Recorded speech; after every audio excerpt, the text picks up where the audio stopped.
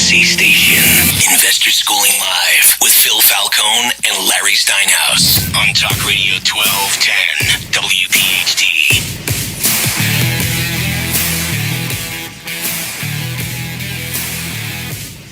Good afternoon and welcome to Investor Schooling Live. Coming to you from Investor Schooling headquarters. I'm Phil Falcone here with my business partner, Larry Steinhaus. We are the founders of Investor Schooling. Get ready to learn real estate investing and stock option trading. Call us with your questions now at 855-939-1137. That's 855-939-1137. That's right, we're a live program, so you can call us anytime during the show, and we will take your calls. Investor Schooling is located in Langhorne, Pennsylvania, serving the Philadelphia area in a real brick-and-mortar building. That's correct. We're local guys, accessible to our students, a minimum of 2 nights per week. Learn this business, and that's the business of real estate investing and stock option trading. Learn it from people who live it every day. Larry, what's happening? So you know what's happening, Phil? We're in January, and we're in earnings season, and I'm making lots of money this week. I'm so excited. Good. It's about time. I know, right? So, you know, what Phil's referring to is I actually had my worst year stock options trading last year in 14 years. And it's rare, but it happens. I've actually had 2 negative years. Last year was a negative year, and one was a negative year that I actually recovered everything in January of the last year. I have not recovered everything that I had a bad year for last year, but it is what it is. But, you know, we're fully open here at Investor Schooling. We show our accounts. We tell people what we're doing. We tell people about any problems we have. We tell people about bad trades, good trades. We celebrate when we have a good trade. We celebrate when we have a good buy, when we buy a good house. We also talk about when we don't. So just so you know. And we cheer each other on. Yeah, absolutely. And that's the cool part. You come to Investor Schooling on Thursday night at 7 o'clock, you're going to hear a lot of clapping because there's a lot of winning going on. Yeah, winning. Winning. Is that like Charlie Sheen? Well, that's what Charlie Sheen says. He does. I wouldn't mind trying it Charlie Sheen's way. I've heard about some of the debauchery that he's involved in. It sounds like a lot of fun. So basically, we could say this. We could say Investor Schooling is like Charlie Sheen without the prostitutes. Okay. So. I know I made Pedro laugh on that one. You know what's nice about today? Our show is on at 2 p.m. every what Saturday. time is it? It's 2 p.m. No way. It's not 10 o'clock in the morning? We are actually on the time we're supposed to be on. I don't believe it. It's been so long, you know. Thanks, Susan. You know, hey, it's awfully nice to be on at 2 o'clock. I think it's Frank's fault, though, not our fault. I think it's all of their faults. Yeah. I want to blame anybody who can hear my voice. You want to, anyone? Yeah, sure. All right, that's cool. Okay. My fault. Yeah, it's Glenn, it's your fault. You're right. So what do you say we get right into it? Let's do it. What do you want to talk about? Let's talk about CAMA plans, self-directed IRAs, Roth IRAs, HSAs. All right, cool. Anything particular you want me to talk about? Because that's a lot. There's a lot to talk about in all of those topics. Well, you can. It's, you know, take your pick. All right, so it is now January, and you have a limited amount of time to put money away in your IRA for last year. Good point. Now, this is really important. If you want to put money away into your IRA, put it away now. If you are as old as Phil and I, you could put $7,000 away. If you're a little younger, you could put away $6,000. And the reason you want to do this is obviously to save for retirement. But the best part is when you put this money into your IRA, and I happen to recommend a Roth IRA, not a regular IRA. Let me tell you the difference real quick. In a Roth IRA, you put the money in and you don't get a tax deduction, but when you pull the money out, you pay no taxes. That makes sense. That's the greatest thing you can do, is not pay taxes when you pull the money out, because you could actually turn that IRA into a lot of money, that Roth IRA into a lot of money, and never have to pay taxes on it. With a traditional IRA, you're paying money when you pull the money out, but the advantage is, of course, that you get to write the money off on your April 14th tax return this year, April 15th tax return this year, and you get a small deduction. And I'll tell you, it probably comes to about $1,200. It's not worth it. Pay the $1,200 this year, and then you'll get and you get a Roth IRA, and then you'll get to take the advantage. Now, some people don't qualify for a Roth IRA because they make too much money, and I believe it's $160,000 for a family is the maximum you can make. Hey, I see I have an accountant watching. Andrew, double check my math on that.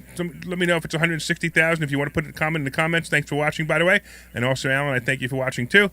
But by the way, so just getting back to that, I think it's $160,000 for couples, and if you want to use a Roth IRA and take advantage of it, there's actually a backdoor method. You actually put the money into an IRA and then immediately move that money into a Roth IRA and just make sure you tell your accountant you did that.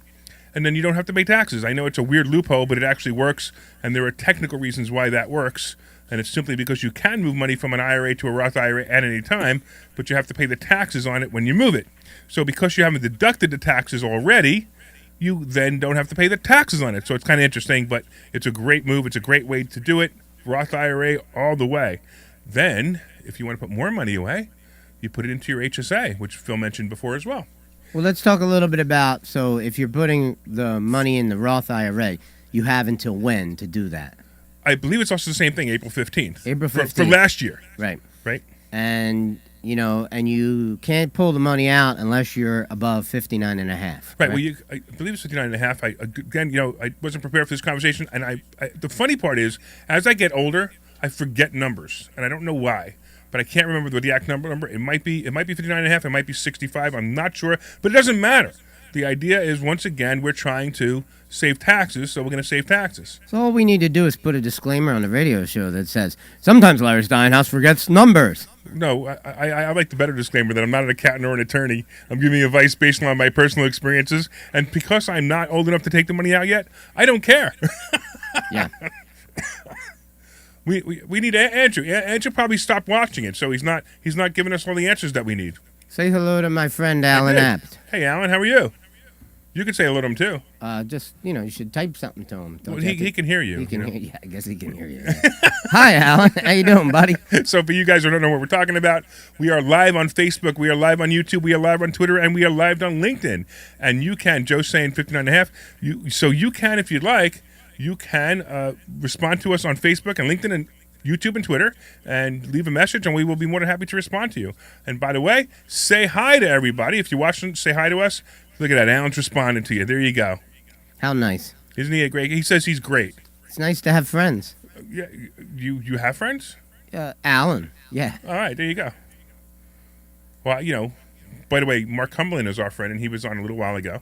Yeah, I heard him. Yeah, and sadly he lost a partner, Anna Green. Yes, Yeah. I know Anna very well. I don't know her very well, but I've known her, and and I'm very sad to hear that. Well, when my first opportunity to be on the radio was probably about 15 years ago, maybe like 2009, maybe I think it was, and Mark had me come on the show with him, and Anna was his co-host, and the three of us worked together to do maybe 3-4 months of shows.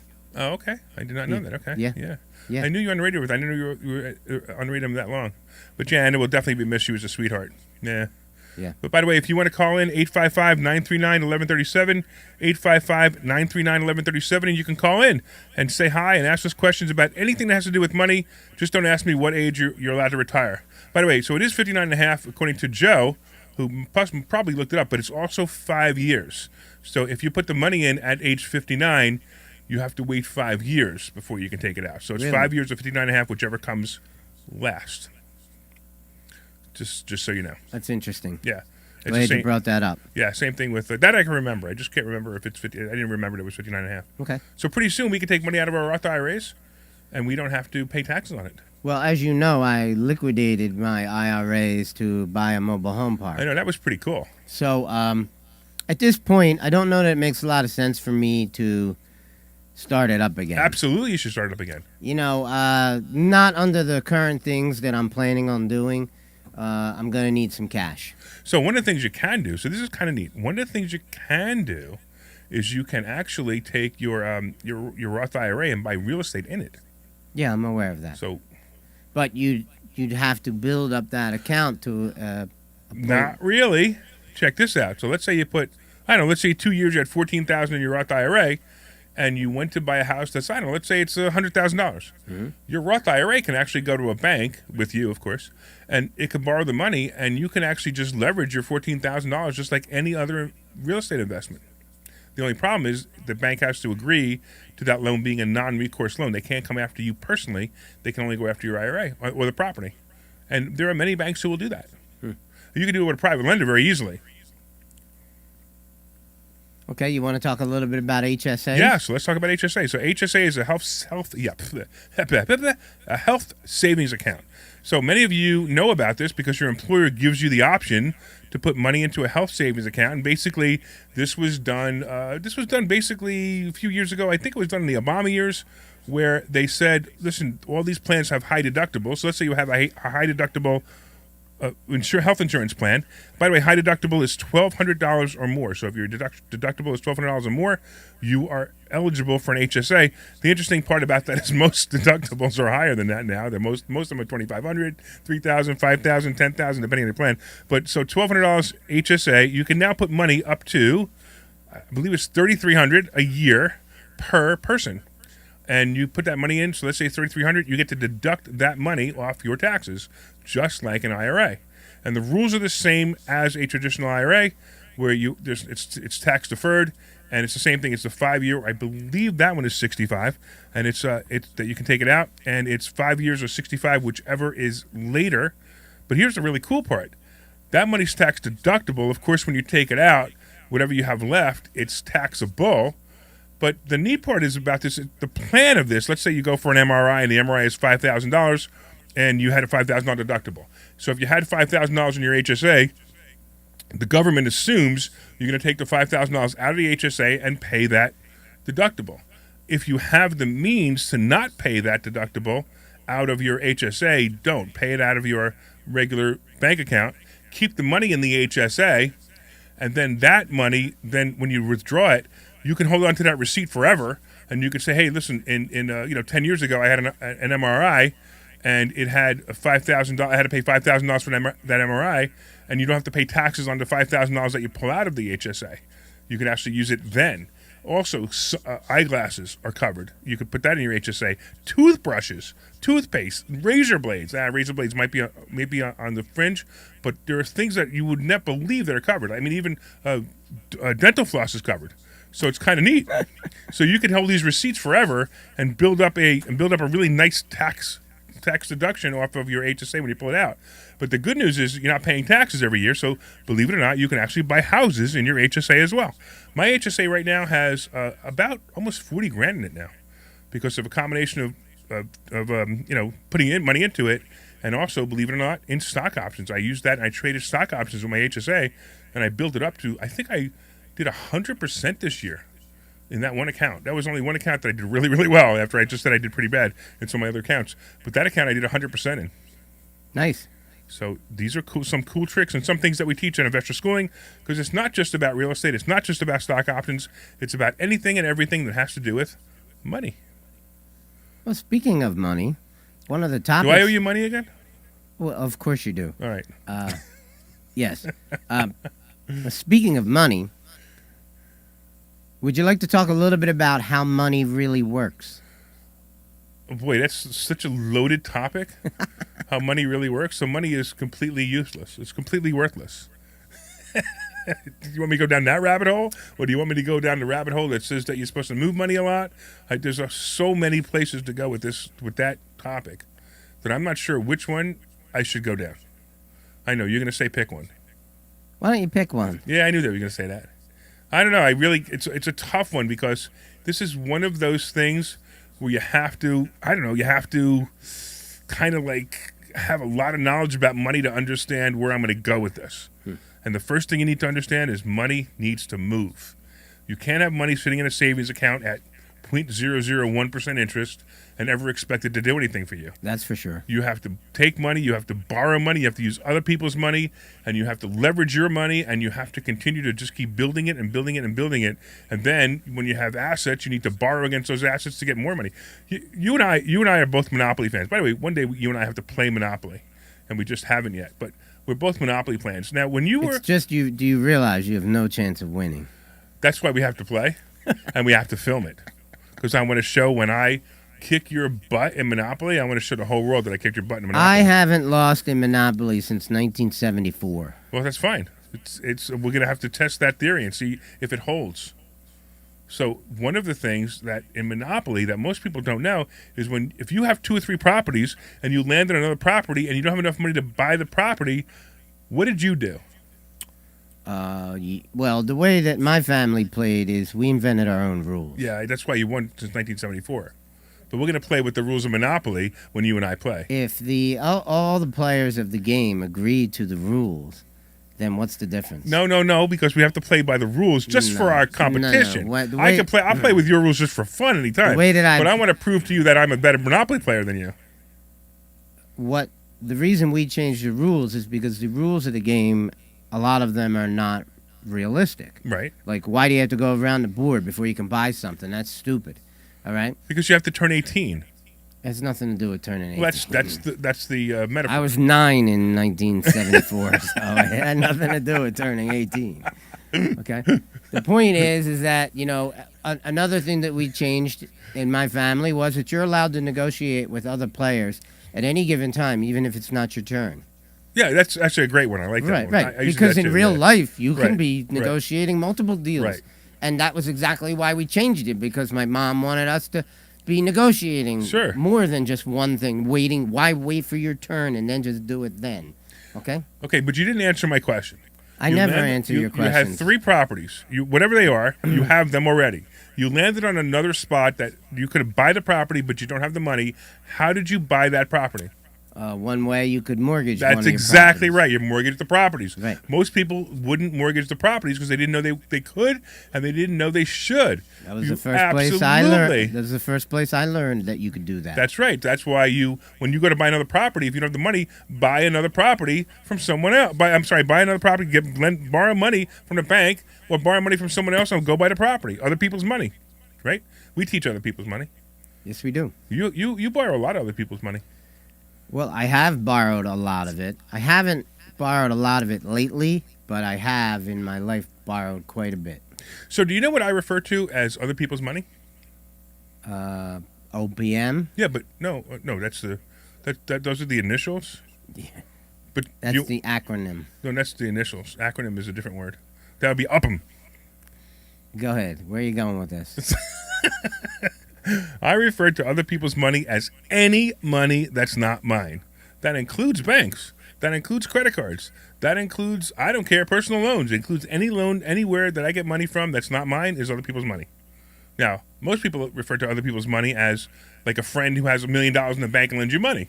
That's fine. That's another place to go. But just keep in mind that any money you don't use, that you don't have, that's your own money, is other people's money. And when you teach that, and when we teach it and you learn it, it makes more sense. Do facial expressions work on radio? They do on Facebook Live. So so people are seeing your facial expressions, and he's like disgusted with me at the moment. So fine, Phil, what do you want to talk about? I actually didn't even write a script for today's show, so you could talk about anything you want. Anything on your mind? Well, I don't know, but some guy wants me to make a reference to President Poopy Pants. Yeah, so go ahead. So here. Make him happy. President Poopy Pants. Did that make your wife laugh? Tell me if you made your wife laugh because I said President Poopy Pants. All right, here we go. You know where that came from? I typically would never make fun of somebody who's done something that I've done.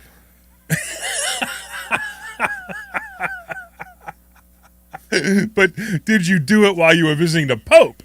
No. See, if you did it while you're visiting the Pope, I would make fun of you. I've actually never visited the Vatican. No, I'm sure you haven't, but I couldn't get in anyway. The walls are too high. You mean they have? Even though the Pope had a problem with Donald Trump's wall, his wall was what, 47 feet? Well, you do notice that everyone who has a problem with Donald Trump's wall has walls. Yeah. Nancy Pelosi's fence, and I don't know. It just goes on and on and on. So Thursday night I was talking a little bit about wholesaling. Would you like to talk about the Mao formula? Go for it. And what you used? No, I want you to use it this time because now it's your turn. Okay. Oh, so I got to get to answer my own question. You get to answer your own question. Wait, want me to make this easy for you? Hey, Phil, what's the Mao formula? So is that a Chinese formula? Is that like when you order like the... Yeah, you have to meditate, and then you'll know what to offer for the house. That's how it works. I thought it was that chicken that you get in the Chinese restaurant. Oh, no, that's General Tso's So chicken. the not MAO formula stands for maximum allowable offer. So say you're looking at a house that you're thinking of doing a wholesale deal for, and most of Philadelphia knows what a wholesale deal is, so I'm not going to explain it. But what you do is you come up with, your after repair value, and one of the ways you can do that is by, if you have a real estate license and you have access to the MLS, you can go on and look at comps, and you can come up with a pretty good idea of what the after repair value of a particular house you're thinking of buying is going to be worth. All right? But you haven't seen the house yet. So you make an appointment with the person to go look at their house, and you bring the comps. Maybe what I typically do is I email them to myself, so they're on my phone and I can just look at them. I don't necessarily want to lay them out on the dining room table and have a discussion about it. What I want to do is just know that number. And then when I go to look at the house, the very first thing I do is I ask for a quick tour of the outside of the house and the inside of the house. And what I'm really looking for is I'm trying to calculate how many repairs the house needs. So let's just say that the house was a $100,000 house, just to keep the math easy. That's what the houses are selling for. Not that there's a lot of $100,000 houses selling these days, but I bought one yesterday. But there's certainly neighborhoods that have them. Yeah. So what you do is you multiply your ARV, which is 100,000, by 0.70, and what you're doing there is you're setting up your number to have some profit in it. And then what you also do is you walk around the outside of the house, the inside of the house, and you calculate what the repairs are. And let's just say in this case, the repairs are $15,000. So what are you going to do? What is your offer on this house? You're going to offer $55,000 for this property. And that's what the maximum allowable offer, or the MAO formula, is used to calculate what you're going to offer. So there's one problem with that. What's that? If you're wholesaling that property, that's what a retail buyer is going to offer you. So you need to offer less than that because you need to make money on the wholesale. Well, one of the things that I always do is I always use a large number for the repairs. My method of estimating is, as you know, is verbal. Sure. So I look at the house and I come up with a number. And I simply pad that number because Well, you have to anyway. you have to. It has to be done. So it's better to do it that way than it is to get into actual explanations of how much the roof costs, how much the siding costs, because the next thing you know, you're getting into arguments about what things cost, and I don't want to do that. So I come up with a one number, and I say this house needs $22,000 worth of repairs, and then I use that number, and there's some negotiation in that number. If the person's a good negotiator, I'll make some adjustments, but I don't get into writing down specifics that can just be used for arguments. Understood. By the way, if you're listening online, if you're listening in your car, or if you're listening anywhere else and you want to have any questions, 855-939-1137, 855-939-1137. And if you're watching on LinkedIn and Facebook and YouTube and Twitter, please leave comments. We don't know if you're watching unless you leave a comment. Even if you just want to say hi, we'll say hi back. That's no problem. So 855-939-1137. And again, if you're watching online, even just say hi. Or if you have a question online, we'll read it to the audience and we'll answer it for you. You want to go to a commercial? We can do that. Let's go to a commercial. Yeah, why don't we do that? Hi,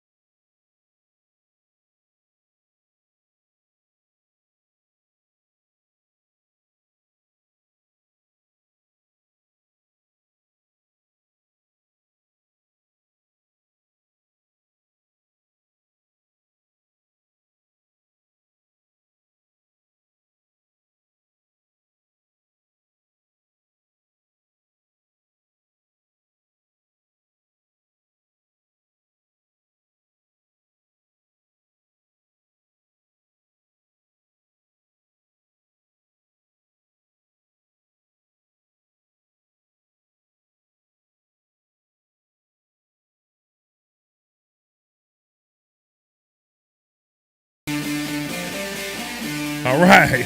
I like this music. It's awesome. All right. Welcome back to Investor Schooling Live. I am Larry Steinhaus. I'm here with my business partner, Phil Falcone, and this is Investor Schooling Live. And we are so excited to have you. And if you have any questions about real estate, stock options, the stock market, IRAs, or anything out there that you want to talk about, 855-939-1137, 855-939-1137. Come on, man. Come on. Hey, listen, there's a question actually posted on Facebook right now. It's from Mark. He says he's interested in real estate, but he's not very handy at least these days at age 61. So he's not handy at age 61. I'm not that far away from you, by the way. How do I hook up with a younger guy or girl that can handle the physical side of things while I supply the dollar side of the equation? If you start subbing things out, you slowly erode into your profit. So his basic question is, how does he hook up with a younger guy or gal that can handle the physical side of things? Have you tried Match.com?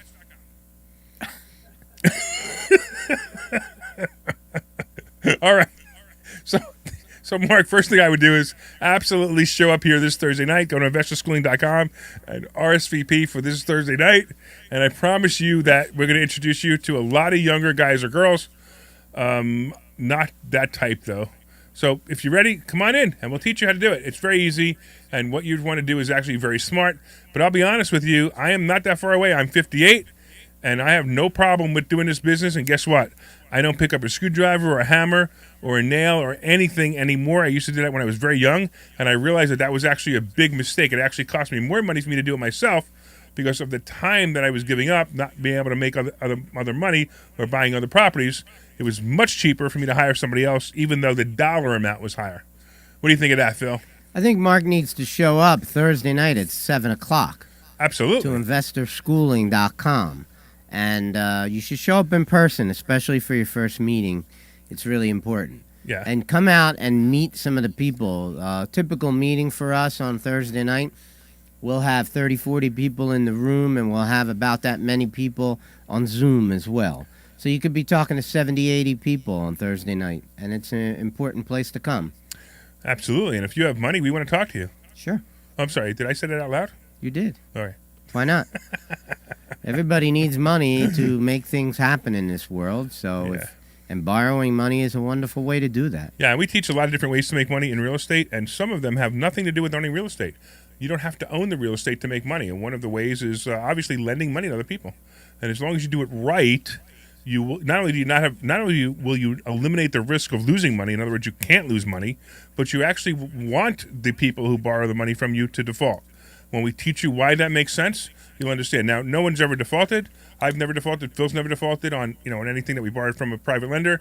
But I will tell you, just so you understand, when we teach you how to lend money, we're going to teach you how to lend money so that you're like, yeah, okay, I'll lend you money. Please don't pay me, because you make more money if they don't pay you.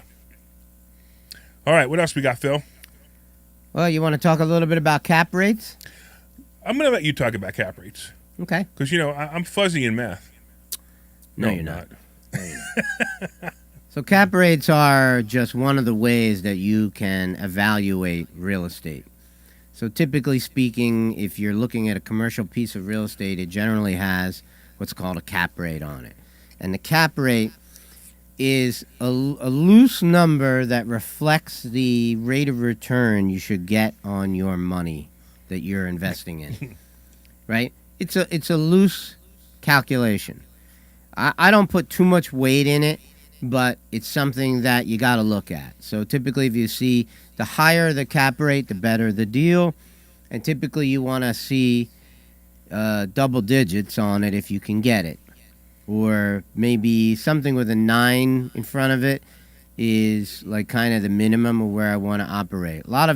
If you look at an apartment building let's just say a typical run-of-the-mill apartment building in the area that you live in, those properties are typically selling for about 6% caps, which is not a very good number. So I don't necessarily recommend doing deals like that unless the property has something special about it that can allow you to make a bunch of money. For example, one of the special characteristics might be that the rents are unusually low. You've got a very bad landlord who is not raising the rents like they should. That would be something that would make me take a second look at the property, not worrying so much about the cap rate if I know that I can pop those rents because they're way under market value. Another reason that I might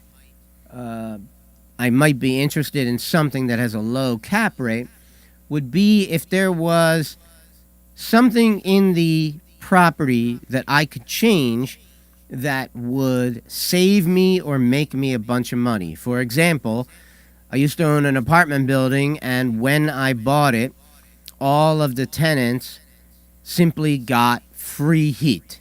Okay? They got all the heat was paid by the landlord. It was just included in the rent. And what happened was the heater was the size of a Volkswagen. It was enormous. And it took up this utility room. It took up the whole utility room. It could have even been like an illegal apartment if I wanted to convert that room into that. And what I did was, in the summertime, I had a crew come in and rip apart the heater. The heater had cost me, in actual energy cost of oil and electricity for that thing to run, $6,800 a year. So I had a crew come in, rip it out completely. I spent $15,000 of my own money to upgrade. There were 7 apartments in this apartment building.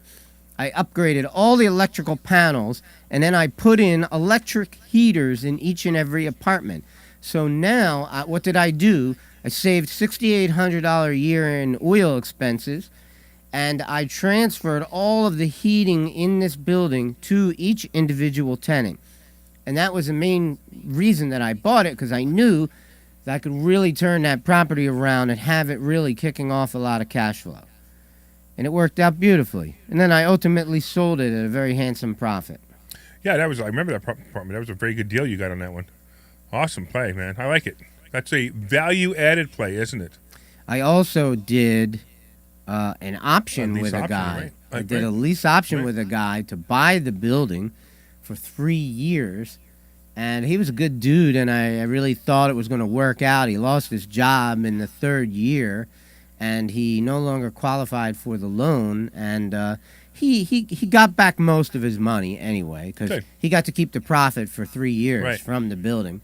He was making about $25,000 a year off the building, so he didn't make out that poorly. But so think about this. I made out well. So think about this. So this guy, so we'll talk about the lease option in a second, but let's just talk about the lease part for a second. He leased your entire building for 3 years, right? And then he leased that building. He leased the individual apartments to somebody else. So he did not own the building. Right. He actually became a real estate investor without owning the building. All he had to do was lease the building from you and make your payments.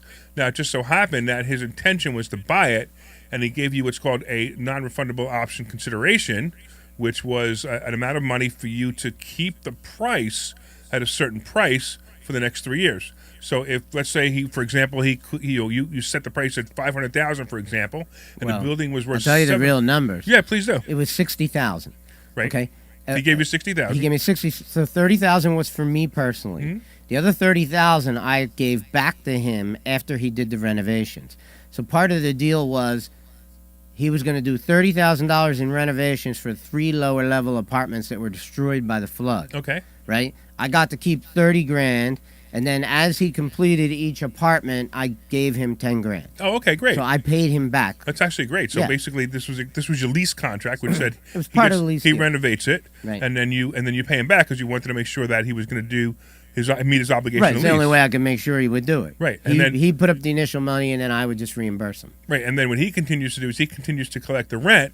And he makes money on the rent just as if he owned it, even though he doesn't own it. So if you guys don't believe that you can not own, but invest in real estate without any money, I mean, this guy, it cost him $60,000, but that was part of his agreement. But you can do this. You can lease a building from somebody, and then lease it to somebody else, and you make the you make the difference in profit. Right.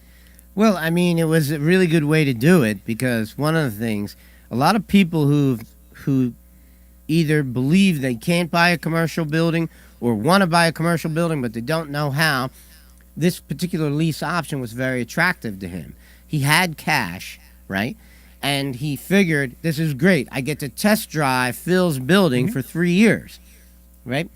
And it didn't cost him that much money because I reimbursed him the $30 that he put up for the Right, unit. sure. But he did manage the property, and he was going to buy it for an inflated price, but he never did because he lost his job and he couldn't get qualified Yeah. for the loan. Understand. So ultimately, I sold the building to somebody else and made a bunch of money, and I actually made like another 40 grand because I actually sold it for 40 grand more than he would have. He had a locked-in Right. price to buy it. And technically, if he wanted to, he could have put the building up for sale with his lease option taken and made that 40 grand by himself. He just chose not to, and I know you guys had an agreement. And you just let it go. But it's really a neat way to buy buildings is with a lease option. There's absolutely no reason why you can't. So if your credit's damaged, you could do that. Also, if your credit's damaged, of course, you could borrow money from a private investor. I could think Mark of- wants to lend money. It sounds like to everybody. Yeah, I mean, I could think of reasons where you don't even have to have damaged credit. It still can make sense. Sure. Because you're dealing with a person as opposed to an institution like a bank. You walk into a bank and you want to talk to them about a way to do a creative deal, forget it, man. You're not getting anywhere. Okay? But find an individual who has a problem or maybe he has cash, but he has a problem getting a loan, something along those lines. You can work magic. You can solve his problems, and he can solve your problems, and you both can make a deal that will work for each of you. Speaking of banks, so I have a bank. I'm in the middle of a few refis, and I got to tell you the funniest thing. One of the refis, it hasn't fallen through yet, but it's about to fall through because the bank came back to me and said that there was pictures. So the appraiser went out and took pictures of the place. Did his appraisal. It appraised for a very high number. They're going to lend me the money on it, no problem. But they said that one of the ceilings showed signs of a leak. Where the paint is chipping, and you could see stains. So the bank comes back to me and goes, "We need to get a roof report before we're going to lend money on this." Now, it doesn't say anything in the appraisal that there's anything wrong with the roof. In fact, I know the roof happens to be new because is it your nephew, your wife's nephew, who put it on? John? Yeah, his Pace Roofing. Yeah, right. But he put it. But anyway, so he fixed the roof. But wait, you have to hear this.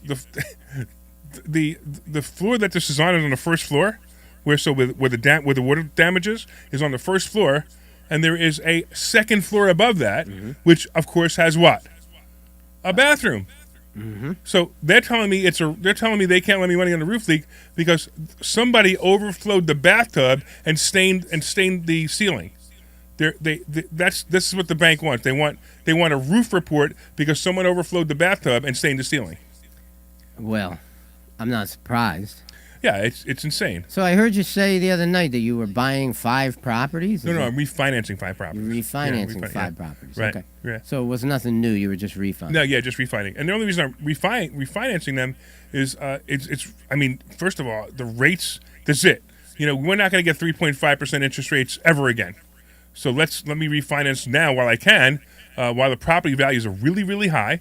I'm pulling money out of them because I may want to buy the properties or do whatever I want with the money. I'm going to pull the money out of them. I'm going to have a really low interest rate, and then I'm going to pay them off early anyway because that's my intention. My intention is to have every one of my properties paid for within 10 years. But at the same time, why wouldn't I not refinance it? This way I have more money in the same payment going towards principal instead of going towards interest. So the bank doesn't make as much money, I make more.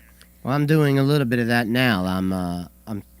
I've talked to the bank that financed Executech, Oh, good. and they have agreed verbally that they will be able to lend me up to the initial loan that I had with TD Bank up front. Oh, that would be great. And then SBA will just subordinate as long as I don't go above what the original loan amount was. That's great. So Wow. I should be able to pull out a lot of money for Yeah. that. I could theoretically pull out. I don't know what the number's going to be, but You'll be wearing one of those gold chains with a gold dollar sign and diamonds on it. well, let's assume it could be $700-800 grand Yeah, or it'd be something great. like that, Yeah. right? But maybe I could use that money to buy a house in Florida or whatever it is I want to do. That'd be fantastic. So I'm waiting to see how that's going to shake out. But Good luck with that. yeah, I think it's going to work out pretty good. Sure. And for entrepreneurs like us, where we have businesses, it's just difficult. It's more difficult to get a loan. Not hard, just difficult. More difficult to get a loan.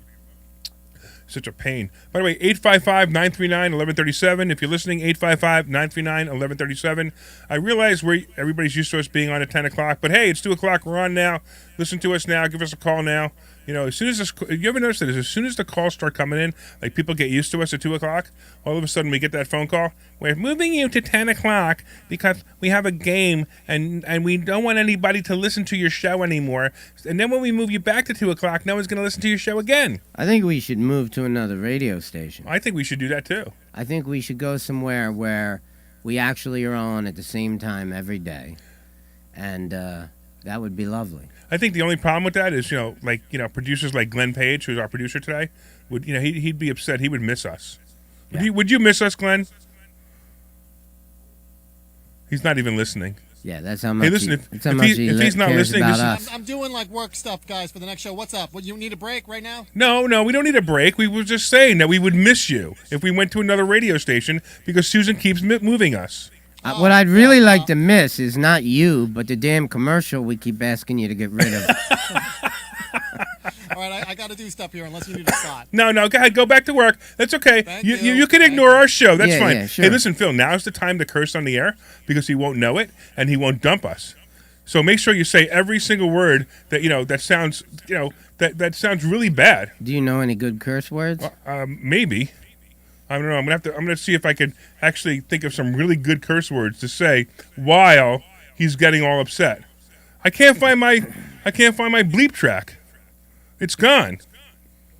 Oh well. So much for that. I was gonna go through the whole bleep thing, but I can't do it. Pedro went in and deleted a lot of those stupid buttons. Oh, there it is. Hey, ready? Hey, Phil. You. You guys better not curse. I'm taking a call. All right. Tell us who's on the air then. Is this Sid? It's what? Sid. All right, Sid, I'm going to ask you to hold on the line. Sid Vicious. We got Sid Vicious on the line. So we should wait for Sid. Let's see how long it takes for Glenn to put it up in the computer and tell us that Sid's on the line. It's going to take a lot longer than it does for him to get rid of that commercial. He's there. Oh, Sid, what's going on, man? How are you? Good. I'm a little confused. Wait, you're a little confused. Have you been listening to our show? I'm confused at why you would refinance on your properties, pay a closing cost, which is what I was going to have to do, when you're paying it off far sooner, and you'll be paying a lot less interest. All right, because this, and that's a really good question, by the way. So the difference is my interest rate on my private lenders on these 5 properties is 8%, and I'm refinancing for 3.5%. It's a major difference in interest rate. So that's the biggest reason. However, there's another reason, and I'm going to tell you the other reason. When you're dealing with private lenders, so I like to overpay my mortgages. So in other words, let's say my mortgage payment is $700 a month. I may send the bank $1,000 a month. Right. This way, and my goal in this is to get them paid off in a certain amount of time. I re-amortize them. I have an amortization schedule on all my properties, and I figure out how I can get them paid off in 7, 8, 9, 10 years, every single one of them. So, and I keep working on that, and then when one gets paid off, which I'm about to have 3 or 4 paid off this year, and then I'll have to take that money and put it to the next one. They call it the waterfall method, and I'm doing that. The problem with I'm getting down to mostly private lenders now. And the problem with private lenders is they don't have a computer program to figure out if I paid an extra $300, what my new balance is, how much is supposed to go to principal, how much is supposed to go to interest. So, because you got to remember, these are just average people who have money in the bank, and they were getting 1% interest rate in the bank, and now I'm paying them 8%, and they're all excited about it, but they can't figure out how to apply my extra principal to their loan. So I've taken these 5 properties, refinanced them, and they will be next to be the ones that I will pay off early. Those are the two basic reasons. Okay, at 8%, I would refinance too. I mean, I was at my house. I was at 4.3. They wanted to go down to 2.9. It's not that much of a difference. Person said, it isn't much of a difference. So if I paid off in 10 years, I'm still paying less than the 2.9. Right. Well, what you should do is if you have an amortization schedule Excel spreadsheet, for example, plug both in, find out what the interest, how much interest you're paying, and then also find out what you would be saving. But here's the thing: most of the interest that you pay is up front.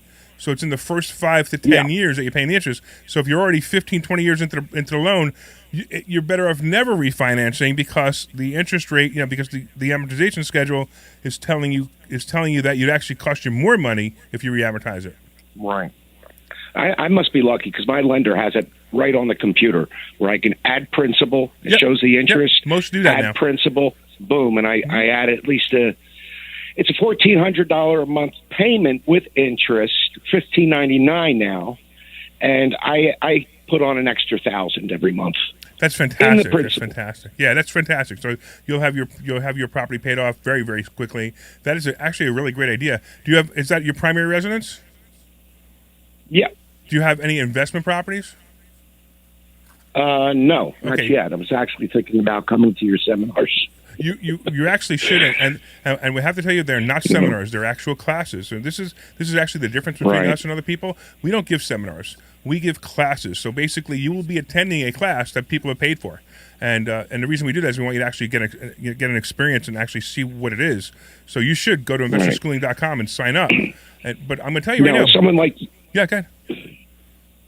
Well, someone like myself, I have perfect credit, 850. Is my credit. I make fun of people with 850 credits, but I'm not going to make fun of you because it would take too long to explain why. And I have debt. Good. Own 70 on the house. Okay. That's it. And I have about almost 8, maybe 9 in investments in stocks. Okay. So you're telling me that I'm a great candidate for your classes to where I can get passive income. Yes. Did you say my 8 or 9,000 or 800 or 900,000? 800,000? 800. Okay, good for you. So we would tell you how to make more money on your money. Any of my money. You'll make more money on your money. What kind of interest rate are you making on your money right now? Well, right now, I don't keep it in the bank. It's in stocks. Okay, good. What'd you do last year approximately? Since 2015, I'm going to go since 2015. I'm at 104%.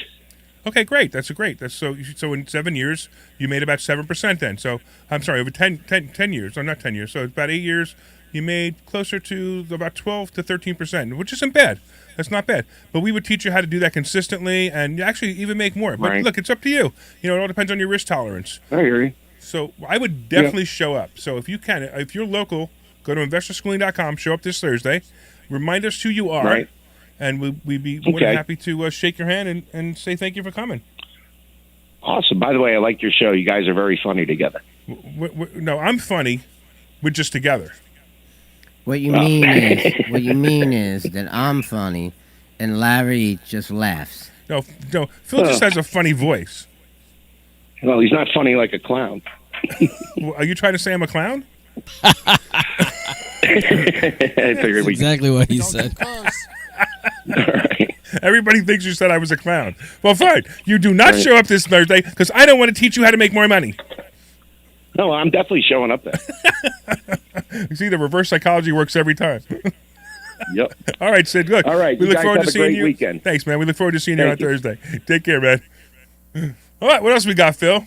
Now that everybody called me a clown. I think it's time to talk to the stock option sultan. Is he in the bathroom? Talk about clowns. Yeah. Is he in the bathroom? I don't know. Let's find out.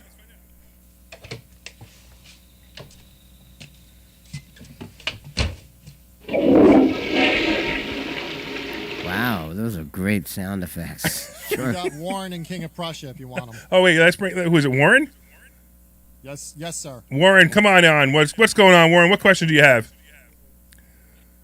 I want to know how can I make more money, invest my money and just start, doing the right thing with it, because it goes so fast, Hey, listen, I'm going to tell you right now that Phil and I have so much money, we can't spend it fast enough. If you go to Valley Forge Casino, you will. You're right. Actually, it's funny you should bring that up. We both love investing. We also like gambling. So a lot of our money does go to places like the parks. But now it's Oceans in New Jersey. Yeah. Yeah. I love them places, man. Hey, listen, get to your question really quick. We got about we got about a minute because I got to make some stock tips. So, what's your question? Okay, yeah, well, I'm doing stocks. I'm doing APTY, Pfizer, Tesla, things like that. Cool. But it's moving so slow that I'm just trying to. I'm actually about to do an ice cream truck as well. But I'm just trying to put this capital somewhere where it can generate. You definitely need to show up. Be successful. All right, I'm going to interrupt you. Show up this Okay, Thursday. Go to investorschooling.com. Show up this Thursday. Tell us who you are, and I promise you I'm going to show you 5 more ways to make double the amount of money that you're making now, and probably 3 times the amount of money that you make in your best play you ever made in the casino. How's that? And I love that. That's All right. awesome. Cool, man. We'll I see look you. forward to seeing you guys. We'll see you Thursday night. All right, it's time. He's out of the bathroom. He was in the bathroom a long time. Hey, you know, I hope he's okay. I'll have to double check and see if he washed his hands. All right, it was an awesome week this week if you were in the right plays. And the right plays were, believe it or not, the travel stocks. How long have I been saying that, Phil? A long time. For about a 6 month, months. right? No, yeah, it's true. Well, but, you've been talking about it for right. 6 months. But for the last 6 weeks, it was incredible. I've been saying, buy it. And sure enough, AAL, CCL, Delta Airlines, all of the travel stocks, I killed it this week on the travel stocks. It was such an awesome play. I sent out a text message Friday. And do you get the text message, Phil? Yes. So what did I say to buy on Friday? Facebook. The second it opened up, I said, buy Facebook right now. And sure enough, it was down 2.5 points when I sent the text message, and it closed up 5.5 points. So that was an 8-point spread from the time I told you to buy it to the time. And most people sold it by Friday afternoon. So did I, by the way. Most people sold it by Friday afternoon and made 20, 30, 40, 50%. I bet you that would be almost as much as Warren makes every time he goes to the casino. Depends on how much money Warren has in the market. That's exactly true. Yes. The next play also is Apple. Apple is going to be a good play. It was stalled a little bit on Friday, but it's also a great play. I think it's going to I believe Apple's going to hit 200 shortly. Now, when I say shortly, I'm always about a month or 2 off, but that's fine. It'll happen soon. My computer's in slow motion, so I can't tell you where it is right now. I don't know why my computer's in slow motion, but my computer's in slow motion. So Apple right now, okay, there we go. Apple's at 173. Apple's going to be back over 180. I'm actually going to say Apple will be back over 180 by the end of the month, only because of the earnings coming up, and everybody knows it's going to be a great earnings. So that's why we definitely go into Apple. I like it a lot. You know what? I've been back into Nikola. Now, Nikola I gave up on a while back, but now it's ranging, and it keeps ranging between 10 and 11, 10 and 11, 10 and 11. Now, for you guys who invest in stocks, 10% every couple of weeks isn't bad. If you bought it at 10 and sell it at 11, and then buy it again at 10 and sell it at 11, you keep making that 10%, that's great. But if you're doing stock options on this, you're doing 30 to 70% every time it vacillates from 10 to 11. That's great numbers. So if you're a stock options player, you really will like Nikola a lot. I also like the idea that the SPY is a good play as well. Every time it drops down, so if we have another bad day, like another, 180 to 100 point drop in the SPY, absolutely just buy the options on that for the next couple of days, and you get the quick dead cat bounce, and you make money on it every time. Anything out there that you're working on, Phil? No, I was in CCL and AAL, and I'm out. Yeah, I'm out too. Right, I'm actually waiting for them to drop again. I'd like to see. You remember on Thursday I said I bought that put on AAL, and I bought that 19 put. Yeah. And everybody said, "Oh, you bought puts again," because I always make fun of myself because I buy puts. So I bought the 19 strike price put on Thursday, and the stock was at 19.50 when I bought it. And sure enough, I paid like 20 cents for it. And sure enough, within 2 hours of opening on Friday, the stock was down to 18.5. I almost tripled my money on that play, and I sold it. So it actually turned out to be a really, really good play. Well, I'm glad to hear that you're hitting it again, and then you're hot. Yeah, it's great. Right. I'm actually up quite a lot. I mean, in profit, I think it was 50,000 in profit since the beginning of the year, and that I've actually taken. Where I've actually sold the stocks and kept the money. Mm-hmm. So it's actually it's been a great year so far, and we'll see what happens. January always is a good year. We got 40 seconds. Phil, take us out. We'd like to thank our buddy Glenn Page for helping us out today, and I hope somehow, some way, The ad we've asked him to remove for 6 months now will be gone next week. I hope that can happen. Come to investorschooling.com for your free class this Thursday night at 7 p.m. No, you got time. You got 10 more seconds. 8. You can call us at 855-939-1137 if you got any questions. See you Thursday night at 7 p.m. investorschooling.com. This program is a paid commercial announcement and in no way You are clear. Thank you.